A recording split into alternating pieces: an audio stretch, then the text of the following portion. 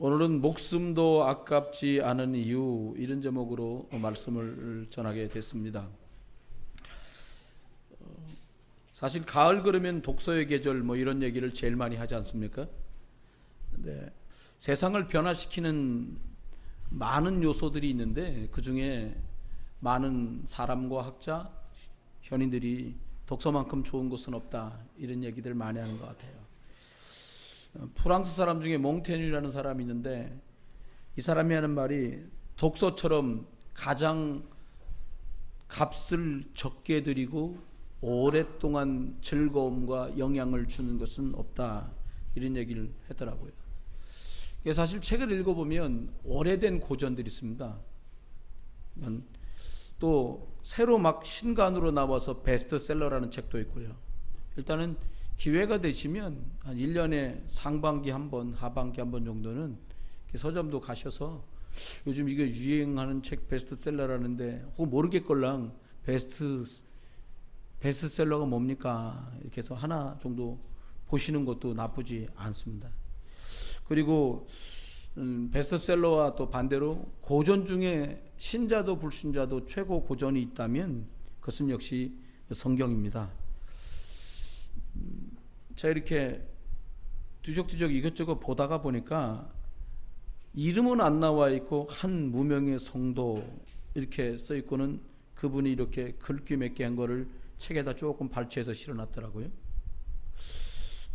아마도 이 무명의 성도가 뭔가를 깨달은 것 같아요. 그리고는 그분이 쓴 거라고 해서 발췌해서 실어놨는데 그 내용이 이렇습니다. 피로할 때 성경은 나의 참 침상이 되었고 어두울 때 성경은 나의 빛이 되었다. 배를 줄일 때의 성경은 나의 만나가 되었고 두려울 때 성경은 나의 무기가 되었다. 일할 때의 성경은 나에게 연장 도구가 되었고 노래할 때 성경은 나의 악기가 되었네. 참 괜찮다, 이 내용. 이런 생각 들었습니다. 이번 가을에 153 하면서 성경 읽어가고 계실 텐데요, 추석 연휴에 시달리시느라고 성경 못 보셨을 거예요. 너무 장수가 많이 남았걸랑 빨리 패스하시고 신약으로 가셔서 마무리 짓고 이 가을에 영적인 또 새로운 힘을 얻게 되는 축복이 있기를 예수 이름으로 축원합니다. 오늘 읽은 데살로니가 교회를 향해서 편지를 한 이 내용입니다. 바울 선생님이 데살로니가 교회를 향해서 편지로 써서 보낸 게 성경으로 편집되어서 이렇게 올라와 있어요. 데살로니가 교회는 신약에 있는 교회 중에 손꼽히게 칭찬받던 그런 좋은 교회입니다. 근데 바울은 오늘 이 데살로니가 교회의 소식을 전하면서 감사하는 마음, 그리고 복음 안에서 사랑하는 마음들을 담뿍 담아서 오늘 읽은 본문에 또 이렇게 기록하여 전달했습니다.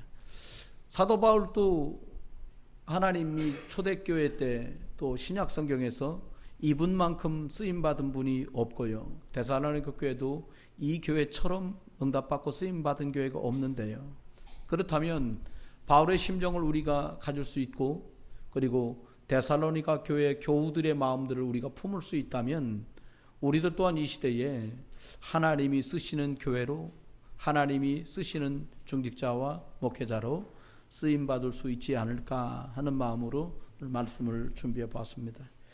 생명이 하나밖에 없고 목숨이 하나밖에 없는데 바울은 이 복음을 전하고 이 복음을 사수하는 일에 목숨도 아깝게 생각하지 않았다, 이랬습니다. 생명이 하나인데 어떻게 생명도 아깝지 않을 수 있을까요? 이 말은 목을 내놓았다는 말이기도 하지만 내 인생에 진짜 값어치가 있다면 그것에다 내 생을 드릴 것인데 나는 이것을 발견했다, 이것을 찾았다라는 말과 같은 의미일 것입니다. 바울의 목숨도 아깝지 않은 이유를 발견할 것일까요? 첫 번째는 많은 사람에게 임하는 멸망과 재앙의 이유를 바울이 알고 난 후에 자기의 목숨도 아깝지 않다는 말을 서슴지 않게 또 그의 삶 속에서 실제로 그렇게 살았던 것을 볼 수 있어요. 오늘 16절에 보니까는 우리가 이방인들에게 말하여 구원받게 하면 그들이 금하여 자기 죄를 항상 채우매 노하심이 끝까지 그들에게 임하였느니라, 이렇게 말씀을 기록하고 있습니다. 여러분, 바울 선생님이 본 것처럼 저와 여러분이 보고 계시겠습니다마는 현장에 임하고 있는 사건, 진노, 재앙, 어려움은 말로 다 형용하기 어려울 만큼 심각한 문제들이 계속 쓰나미처럼 밀려오고 있어요. 여러분들이 현장, 즉 불신자들이 어떤 모습으로 살아가고 있는지를 확인해 보면 불신자 6가지 상태라고 우리들이 이야기하는 그 내용이 이야기나 혹은 어떤 담속거리가 아니라 현장에 아주 치열한 모습이라는 것을 금방 확인할 수 있습니다. 전 사실 불신자 6가지 상태, 유일한 길이요 해방이요 승리 되신 예수 그리스도를 제가 진짜로 누리고 알게 되면서부터, 제가 전에 교회를 다녔고 전도사였고 준목 목사였지만 전에는 받아보지 못했던 응답들이 제 생애는 시작됐어요. 제가 부목사로 서울에 있을 때 일입니다. 저희 교회 여자 집사님 소개로 그분 조카를 만나게 됐어요. 이 친구가 그 친구 말대로 하면 저는 민족사학 고려대학교에 가서 공부하고 싶습니다. 그 얘기를 계속 하는 거예요. 민족사학. 그래? 근데 만났는데 딱 한 번에 딱 보니까 눈에 막 그 독이 꽉 찼어요. 이제 얘기를 듣고 갔지요. 왜 그런가 보니까 공부를, 그 노원구도 꽤 공부를 잘하는 구입니다. 학생들이 공부를 굉장히 잘해요. 뭐 어느 대학 가서 이번에 좀 그래갖고요 국민대학 갔어요. 국민대학도 우리는 어이구 이러는데 거기선 국민대학이야 뭐 이러는 동네예요. 근데 이 친구가 고려대학교 갈 만큼 성적이 학교에서 서울대학 가라는데 고려대학을 가려고 그러는 거예요. 왜? 민족사학이니까. 근데 학교를 2번이나 떨어진 거예요.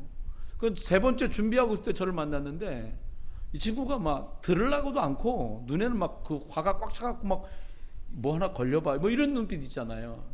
그러니까 얘기를 다 듣고 보니까 그릇도 그렇게 있더라고요.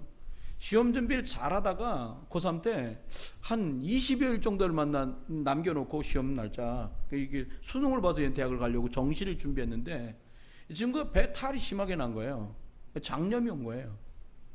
뭐 시험을 갈 수가 없는 거예요. 뭐 계속해서 막 심각하게 한 20일 정도를 그러니까 막 지는 가겠다고 울부짖는데 의사 진단 정상적인 시험을 칠 수 없다는 거예요. 못 갔어요. 그러니까 2번째 준비하면서 얼마나 준비를 잘했겠어요. 근데 또 비슷한 식중독으로 아이가 또 시험을 망쳤어요. 오전 시험 보다가 나와서 어지러워서 더 이상 할 수 없어요. 그리고 3번째를 준비하니까 너무 심각하잖아요. 엄마가 애가 안타까우니까 점집을 찾아가 물은 거예요. 우리 사주팔자 넣고서는 사주를 넣고 물어보니까 무당말 네 아들은 절대로 대학 못 갈 팔자라는 거예요. 근데 무당집을 다녀왔으니까 애가 궁금하잖아요. 엄마 뭐래? 말 안 하는 거 좋은 말이야 말해주지. 하도 애가 닥달하니까 엄마 말한 거예요. 야, 네 팔자는 대학 못 갈 팔자란다.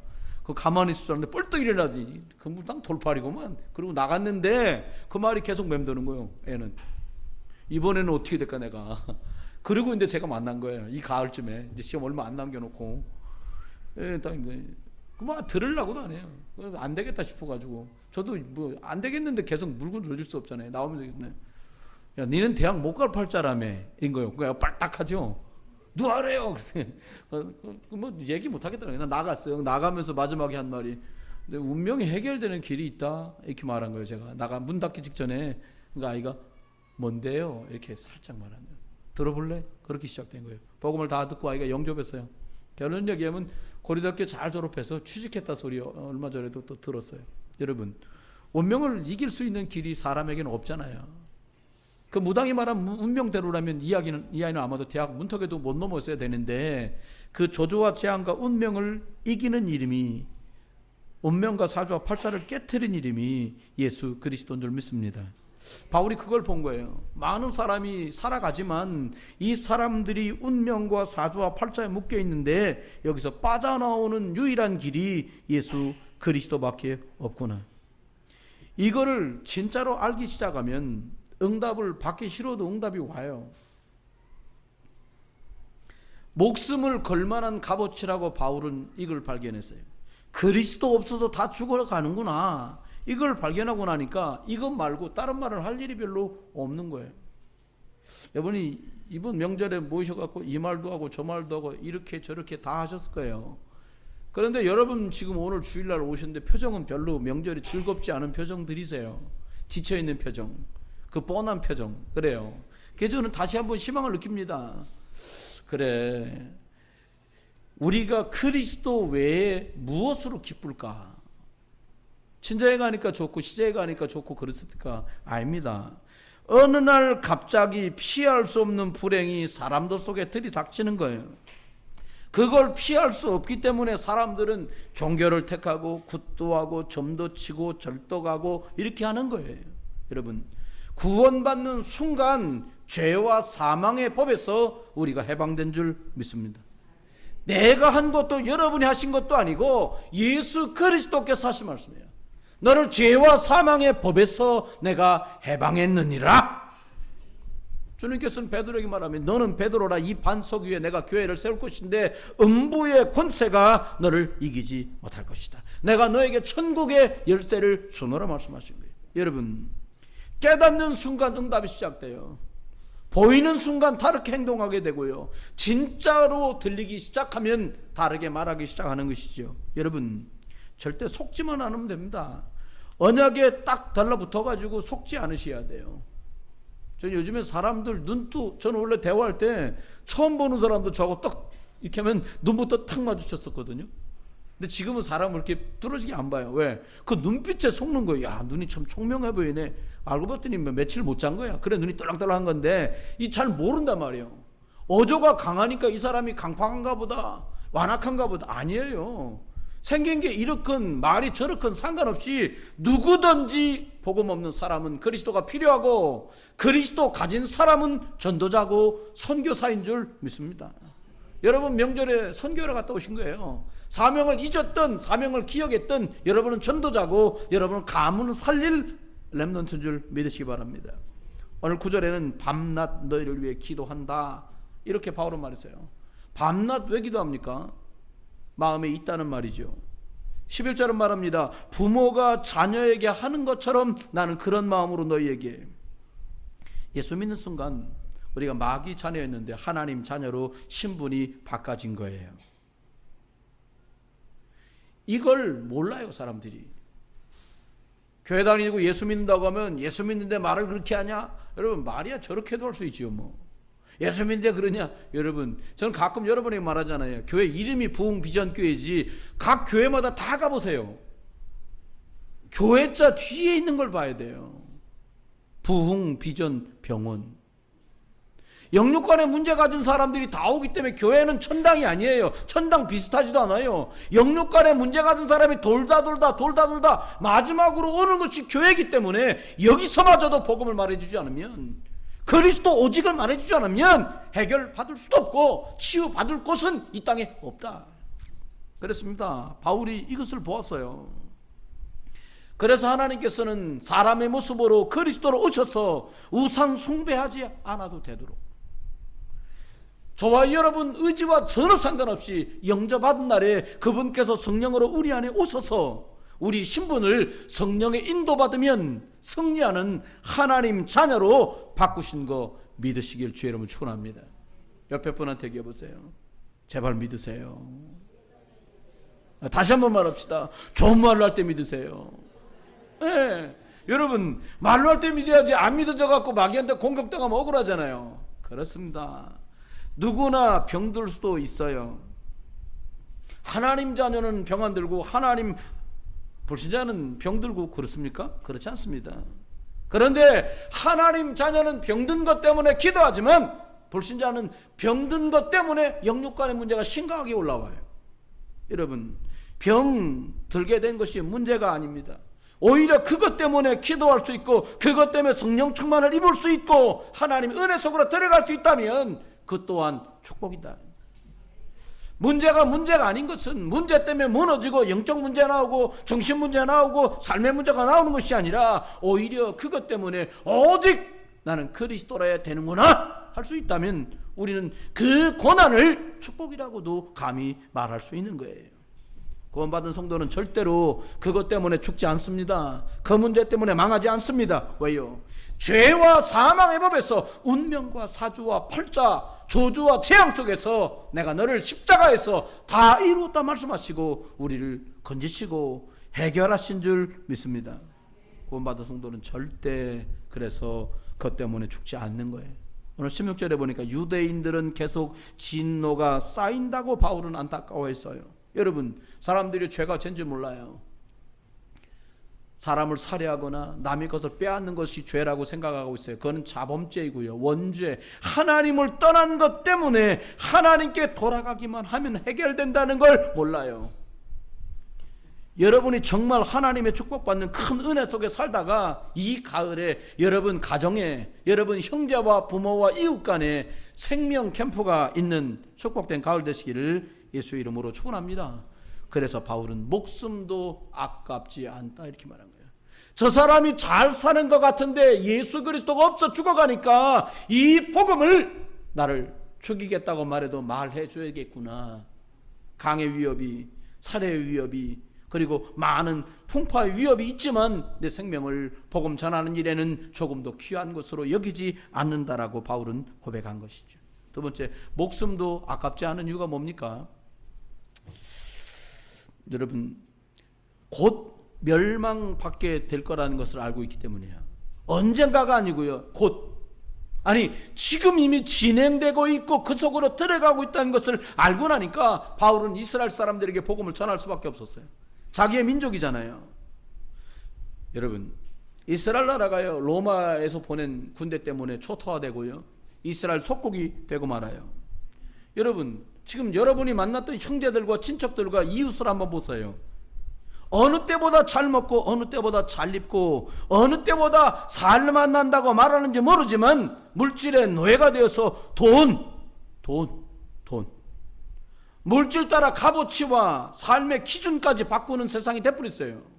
성도들마저도 돈 때문에 가야 합니다. 믿음이 두 번째, 하나님이 세 번째로 이미 밀려나 버린 성도들도 많아요.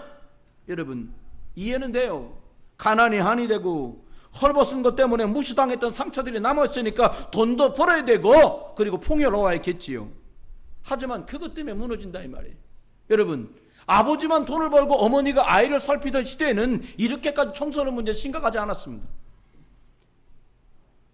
여러분과 제가 흔하게 말합니다. 엄마 아빠 둘이 안 벌으면 요즘 애들 못 키워요. 저희들 다 키웁니다. 많이 쓰려고 그리고 엉뚱한데 돈을 지불하려는 것 때문에 둘 다 벌어야 되는 것이에요. 여러분, 아이를 낳은 사람보다 절하는 사람이 어디 있겠어요? 선생님들이 나쁘단 말이 아니에요. 나는 엄마들 이해가 안 돼요. 어린이집 엊그저께 뉴스 나왔잖아요. 밥도 안 주고요, 안 줬다 할까봐 도시락에다 밥풀떼기에만 뒤탕무지 물 한 번 묻혀갖고. 근데 또 이해되는 게 원체 말 안 듣거든. 근데 좀 심하긴 해서 선생님이 이불 덮어씌고 저쪽에 구석에다 세워놓고. 여러분도 그렇잖아요. 애들이 천사라고 말하는 사람은 오해입니다. 잘 때만 천사예요. 잘 때만. 웃을 때하고 잘 때만 천사입니다. 3박 4일 딛고 있어봐요. 왼수가 딸이 없어. 그런데 이런 많은 상황이 벌어지고 있는데 그 값어치 핵심은 뭐가 있냐? 돈이 있어야 된다는 것 때문에 그렇게 하는 거예요. 여러분, 우리 어머니들이요, 5씩도 혼자 키웠는데요, 뭐. 그거가 둘을 혼자 못 키웁니까? 그잖아요. 뭐 아멘을 요구하는 건 아닙니다만은. 여러분, 그러다 보니까 나도 죽고 너도 죽는 거 다 죽어가는 거예요. 아버지는 돈 벌다 죽고 엄마는 막 많지도 않은 돈 갖고 살다 죽고. 여러분, 영적 문제 시달리다가요, 정신 문제 시달리다가 나도 죽고 너도 죽고 다 죽어가는 거예요. 여러분, 지금은요, 현장은 다 죽어가고 있다고 봐야 돼요. 사람들이 금년은 이 빛깔이 유행이래, 이 옷을 입고 저 신발이 유행이래, 저 신을 신었는데 그들의 영혼은 죽어져 가고 있다는 거예요. 그러니까 그걸 아니까 바울은 하는 말이, 내가 이건 말하는 것 사람들이 하지 마라 하는데 나라에서는 예수만 그리스도라고, 이분이 하나님이라고 말하지 말라고 지금 말하는데 나는 이것 때문에 죽는다고 그래도 이것 때문에 살 길이기 때문에 이걸 말해줘야겠다. 이게 바울의 고백이었어요. 여러분 때문에 집안을 살리고 있다는 거 여러분 아십니까? 여러분이 지금 여기서 예배하고 계신 게 나를 살리는 것이고 여러분 가정을 세우는 거예요. 여기 못 오신 분들이 오늘 주일날인데 내가 말이야 주의 아버지 교회를 못 가. 이런 사람 한 사람도 없습니다. 딴 거 다 하는 거요. 아니 이 길게 눈 연휴 동안에 놀 거 다 놀고 갈 거 다 가고 오늘은 주님이 창세전에 예비하신 주의 날에 예배당 나와야지 어디 가 계신 거예요. 그잖아요. 여러분 우리나라요 엄청 가난에 때렸습니다. 옛날 사진 보면 이게 뭔가 싶어요. 제가 세전에 러시아 갔었잖아요. 러시아 수도가 모스크바예요. 진짜 정신적인 수도는 레닌그라드, 베제르부르크라는 데입니다. 가봤더니 기가 막혀요. 우리나라에서 제일 지하차도 때문에 이렇게 에스컬레이터 깊이 내려가는 데가요 신도리 몇 대랬어요. 저희 청년 때는. 지금 더 깊은 데도 있다더라고요. 러시아가 아주 지하철 타고 내려가는데요 완전히 땅속으로 들어가는 거예요. 계속 내려가요. 제 기억에 여기서 타가지고 저 밑에까지 한 3, 4분 내려간 것 같아요. 쫙 밑으로요. 물어봤어요. 선교사님에게 선목사님 그거 아세요? 뭐래요? 그랬더니 우리나라 1885년에 복음 들어왔는데 1885년에 이미 러시아 이 모스크바에는 지하철이 다녔다는 거예요. 지하철에. 여러분 사카 쓰고 집신 신고 돌아다니던 나라인데 거긴 지하철이 있던 나라인데 하나님 우리나라 부자 나라 만들었어요. 전부 돌을 쪼아놓고 나무 만들어 놓고 거기다가 금칠하고 은칠해가 거기다 빌던 나라였는데 하나님 교회가 없는 동네가 없을 만큼 하나님 우리나라를 축복해 줬어요. 1885년 4월달 언더우드 아펜설러 선교사님을 실은 일본서 출발한 배가 이 제물포항에 들어왔어요.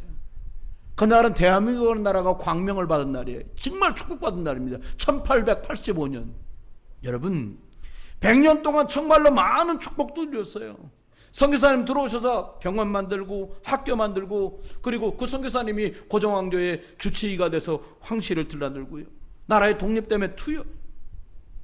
얼마 전에 아이들 통해서 유튜브를 보니까요. 6.25 전쟁 때 우리나라 참전했던 외국 유엔군 병사 지금 할아버지 다 드시더라고요.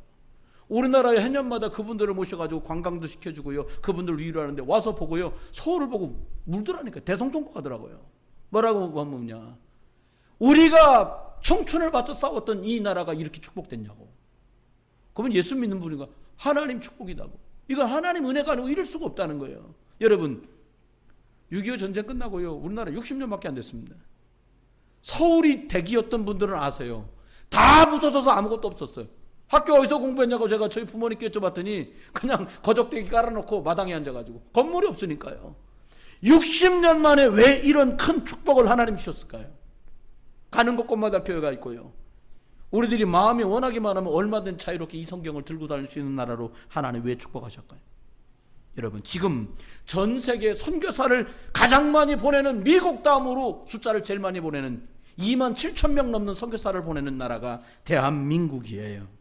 여러분 복음은 국가의 재앙을 막습니다. 가난한 나라를 부하게 만들어요. 여러분 정치로 복지로 잘 되는 게 아니에요. 내가 자녀를 기름과 같이 바울은 그렇게 돌봤다고 말했어요. 여러분 데살로니가 교회를 한번 보세요. 내가 너희를 사모한다. 목숨까지 내가 내놓았다. 이런 표현들을 계속하고 있어요. 왜요? 진짜를 본 거예요. 왜 올인해라? 진짜를 보면 올인이 되는 거지 올인을 하다가 발견하는 게 아니에요. 왜 목사님은 왜 선교사님은 생을 들여가면 그래야 합니까? 본 사람은 하게 돼 있는 거예요. 아이들하고 영화관이 이 세 블록 한 건물 두 건물 세 번째 건물이 극장이요. 다행이요. 그도 이 옆에 건물에 CGV 들어올 뻔했거든. 지금도 안 하고 있잖아요. CGV면요 옆으로 이렇게 극장 다닐 뻔했는데 갔는데요. 아 놀라워요. 이 영화 보니까 참 가슴에 와닿는 말들이 많습니다. 보는데 아니 여러분 이 땅덩어리 지키는 것 때문에 생을 들여요. 얼마 전에 가족들하고 보니까요. 여기 월미도에 인천 상륙작전 해야 되는 것 때문에요. 이 많이 들어오는데 보니까 우리나라 그 갤러 부대가 팔미도에 있는 등대 키는 것 때문에 생을 들이는 거예요. 우리 인천 상륙작전 다 알잖아요. 그러면 얘기 나오잖아요. 뭐 메가더가 이렇게 이 우리나라 순시하다가 한 소년병이 피투성이 돼갖고 혼자 지키고 있는데 물어봤다는 거예요. 너는 소원이 뭐냐? 계속 싸울 수 있게 실탄을 달라고 그러더라는 거예요. 조국을 지키려고. 그 말에 감동받아서 동경 들어가갖고 아시아 연합사령부에다 얘기해서 이렇게 전쟁을 치러 승리로 갔다 이런 말이에요. 여러분 묻혀진 많은 사람들이 이 땅, 이 조국을 지키려고 그렇게 한 거예요. 전 생각해 봅니다. 지진이 나면 갈라져 없어질 수 있고 화산이 터지면 산산조각이 날 수밖에 없는 땅도 지키려고 애쓰는 거예요. 바울은 보았어요. 무엇을? 오직 그리스도라야 사람들이 참 희망 속에 살아갈 수 있다는 거예요. 땅도 부서지고 산도 무너지지만 오직 예수 그리스도 생명은 영원하다는 것을 알았기 때문에 바울은 그리한 것이에요. 세 번째입니다. 목숨도 아까워하지 않은 이유가 뭘까요? 오늘 보니까 오직 복음으로만 세계와 세상 속의 재앙을 막을 수 있다는 것을 바울은 알았어요. 이 복음이 참 대단한 것 같아요. 여러분, 로마라는 나라가 쳐들어와서 이스라엘 나라를 완전히 초토화시킵니다. 데살로니가 교회는 빌립보 옆에 있었어요. 항구 도시입니다. 이것도. 그러다 보니까 복음이 증거되는데 굉장히 중요한 위치를 차지하고 있어요. 여러분, 전쟁이 한 번 나면요 쑥대밭이 나는 거예요. 모든 걸 다 잃어버려야 돼요. 형제를 잃어버립니다. 가진 재산을 다 잊어버려요. 그런데요, 전쟁은 왜 벌어집니까? 땅을 더 가지려고 전쟁하기도 해요. 어떨 땐 경제 때문에도 전쟁을 합니다. 더 많은 남의 것을 가져오려고요. 여러분, 아프리카예요. 다 벗고 뛰어다녀도 너가 뭘 하지 않는 나라에 잘 살고 있는 사람들이요, 자기 나라에 끌어다가 목화 심는데 노예로 쓰겠다고 사람을 끌어오는 거예요. 배에다 잡아가지고요. 배창 밑에 사람 집어넣고 와가지고 반 죽고 반 살고. 왜? 대충 딛고 오니까. 그럼 잡혀온 그 사람들 그곳엔 부모도 계시고 아내도 있고 자식도 있는데요, 완전히 다 파탄이 나는 거예요. 개인의 경제, 돈이라고 하는 물질의 욕심, 그것 때문에 계속된 전쟁은 지금도 벌어지고 있어요. 눈에 안 보이는 경제 전쟁을 합니다. 아니, 우리가 말해 핵폭탄 때문에 불안해서 우리도 미사일 좀 놓겠다는데 중국 당장 사람 보내네 마네, 무역 하나 마네. 여러분, 계속 그런 일은 벌어질 거예요. 이익되면 같이 가고 손해나면 같이 못 가는 거라요. 여러분, 놓치면 안 돼요. 저는 기회가 되면 미국 한번 가면 꼭 가려고 그러는데 아브라함 링컨 기념관이라는 데가 있답니다. 근데 링컨 대통령이 이렇게 의자에 딱 앉아 있어요. 그 사진을 보니까요, 약간 이 구리동으로 만들어놨까 약간 초록색 짙은 색으로 딱 됐어요. 오래되니까. 근데 인상적인 건 우리 손배 목사 하는 말이, 야, 가보니까 링컨 대통령 발은 반짝반짝 빛나더라는 거예요. 왜 그럽니까? 하도 흑인들이 많이 와서 그 링컨 대통령 동상이니까 크니까 발 딱 엎드리면 발에다 놔봐요. 발에다 볼 부비고 발에다가 뽀뽀하고 발에 하도 맨지고 부비고 하고 발만 반짝반짝 빛난다는 거예요. 왜 거기다 그렇게 합니까? 이분 때문에 우리가 사람 대접 받았다. 이분 때문에 자유가 왔다고 흑인들은 그를 존경하기 때문인 거예요. 여러분, 왜 흑인을 자유케 만드는 일이 어디서 벌어졌습니까? 성경 보다가 링컨 감동받은 거예요. 야만인이나 헬라인이나 오직 그리스도 안에서 모든 사람이 자유인이다. 이 구절을 붙들고 노예 해방한 거예요. 여러분, 복음 때문에 노예가 아닌 거죠. 여러분, 우리가요, 복음 때문에, 혹시 여러분 족보 없이 우리가 자란 상놈의 집안일 수도 있잖아요. 천반지층 마골피, 그건 상놈이잖아요. 그런데 그것에서 벗어난 이름이 예수 그리스도인 줄 믿으세요. 앞으로 세상은 멸망할 거예요. 마태복음 24장 14절, 이 천국 복음이 다 증거되고 난 후에야 끝이 오리라, 이렇게 말씀했잖아요. 9월 4일날 성남에 있는 임마누엘 한빛교회 성교원신 예배라 설교하러 갔어요. 가서 말씀 다 전하고 그 예배 다 끝내고 차 한잔 줘서 마시고 그러면서 교회를 돌아오면서요, 참 많은 생각이 제 마음에 들었어요. 무슨 생각이 들었냐? 참 우리 성도님들이 참 귀하구나. 우리 부흥비전교회 성도들이 참 귀하구나. 우리 할머니 권사님들이 참 귀한 분들이구나. 그런 생각이 막 드는 거예요. 누가 시킨 것도 아니지 뭐. 그러니까 하나님 은혜인 거예요. 가서 설교 끝나고 피곤한데 같이 간 한 13 차 타고 오면서 뭐 저야 뭐 얘기 대충 하다 잠들어 버렸지 뭐. 실컷 자보니까 다 왔더라고요. 그러면서 감사하더라고요. 무슨 생각이? 아니, 복음 때문에 같이 할 수 있고 뜻이 맞는 중직자들과 렘넌트들이 있다는 게 너무너무 감사한 거예요. 저와 여러분 모르고 있지만 동남아 11개국 이평원 선교사님 보내가지고 복음 은혜 가운데 그곳에 하나님의 역사에 발판을 놓고 있다는 사실을 믿으셔도 돼요.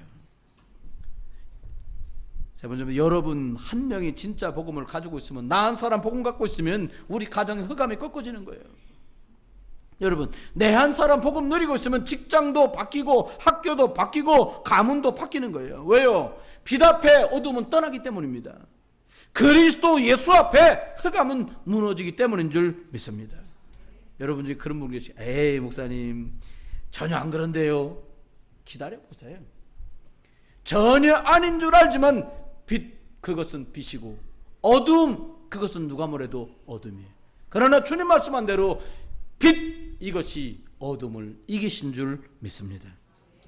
여러분, 저와 여러분이 한 달에 한 번씩 첫째 주는 선교헌신 예배도 드리고요, 뭐 이런 거 하잖아요. 제가 한동안 굉장히 은혜됐던 네 글자가 있어요. 그게 뭐냐? 선교 한국. 굉장히 막 제 가슴이 뜨겁게 막 부글부글 끓듯이 제 가슴에 있는 거예요. 그래 맞다. 누군가 우리나라의 양반, 상민, 아낙네들은 사람 취급 못 받고 아이들도 사람 취급 못 받는 그런 민족 앞에 이 그리스도의 생명의 복음이 증거돼서 누구나 다 자유롭게 살고 누구나 다 배울 기회를 갖고 누구나 다 권리를 주장할 수 있는 축복된 나라로 된 것. 미얀마 가보면요, 사람 사는 게 아니에요.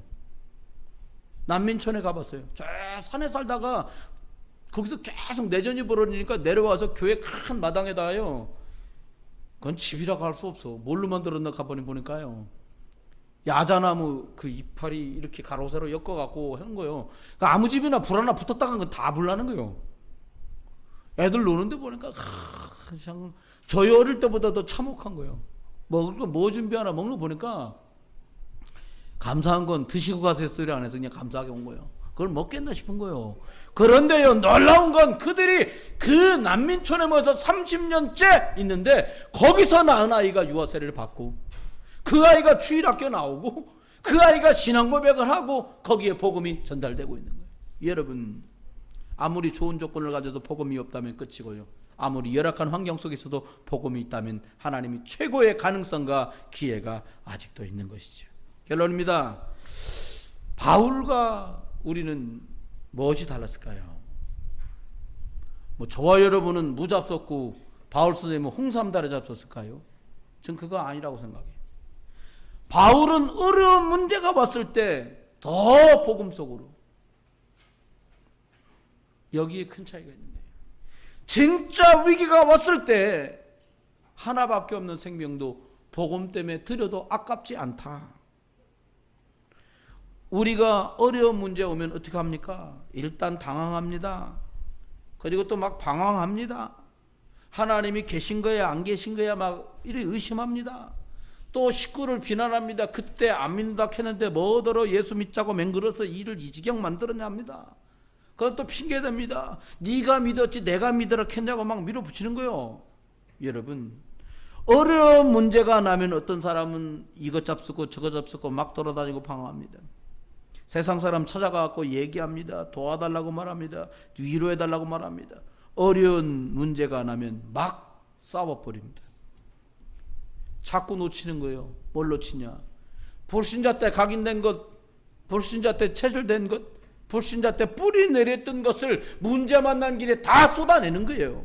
여러분, 이렇게 자꾸 놓치니까 사단만 신이 나는 거예요. 바울은 어려운 문제가 왔을 때 하나님 앞에 깊이 기도하는 시간을 가졌어요. 여러분에게 큰 문제가 왔다면 잠깐 멈추고 그 문제를 내려놓고 예수 그리스도의 이름을 부르고 하나님과 소통하는 임마누엘 축복이 회복되길 예수 이름으로 축원합니다. 저도 오직 그리스도로 답을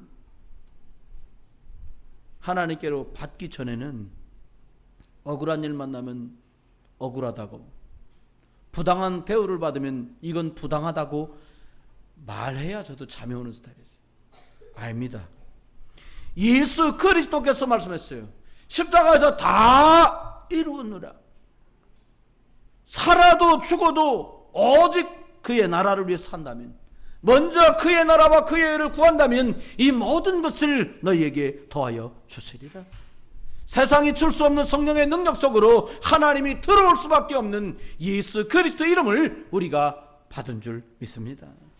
내가 기도 조금 하고 느리고 은혜 속에 가면 응답은 졸졸 따라와요. 전에는 하나님의 은혜가 뭔지 몰랐는데 은혜가 뭔 줄 알면 이 말 저 말 긴 말 할 필요가 없어진다는 것도 알게 돼요. 여러분, 어려움이 올 수도 있으나 그리스도 예수 이름으로 넉넉히 이기는 줄 믿습니다. 오히려 문제와 일들과 핍박과 위기가 하나님이 더 큰 비밀한 축복, 지혜와 지식과 모든 보화가 그리스도 안에 감춰 있는 줄 믿고요. 절대로 힘 빠지지도 낙심하지도 말고 이번 가을 이 큰 은혜의 시간에 큰 힘을 얻고 한 해 밀린 모든 응답들의 갑절의 축복들이 이 가을에 넘쳐나기를 주 예수 그리스도의 이름으로 축원합니다. 기도합니다.